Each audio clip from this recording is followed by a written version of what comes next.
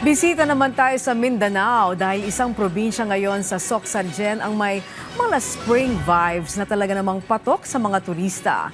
Ito'y dahil namukadkad na sa Sarangani Province sa mga puno nito na mala cherry blossom. Silipin natin yan kay Harlem Ferolino ng PIA Soxargen.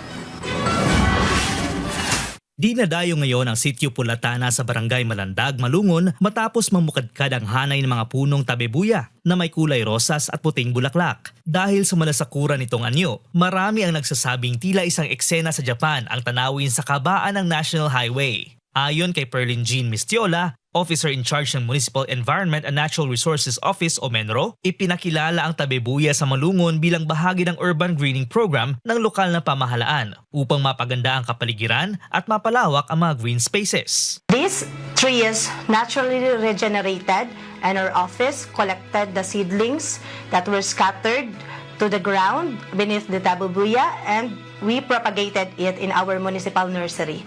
These trees are used in our greening initiatives such as the roadside beautification projects through tree growing activities. Bukod sa dagdag atraksyon, nakatutulong din ang mga punong ito sa pagpapalakas ng biodiversity, pagbibigay lilim at pagpapabuti ng kalidad ng hangin sa komunidad. Mas mainam aniya itong itanim sa mga lugar na may sapat na sikat ng araw at maayos na drainage. Kaugnay nito, inilunsad ng LGU Malungon ang isang Sakura Creative Photo Contest, tampok ang mga namumulaklak na tabebuya sa lugar. Maaaring sumali sa solo, couple, at family o barkada categories, kung saan may papremyong hanggang 1,000 pesos para sa People's Choice at Judge's Choice winners. Layunin ng patimpalak na hikayatin ng publiko na ipakita ang kanilang pagkamalikhain habang isinusulong ang pangangalaga sa kalikasan at turismo sa bayan.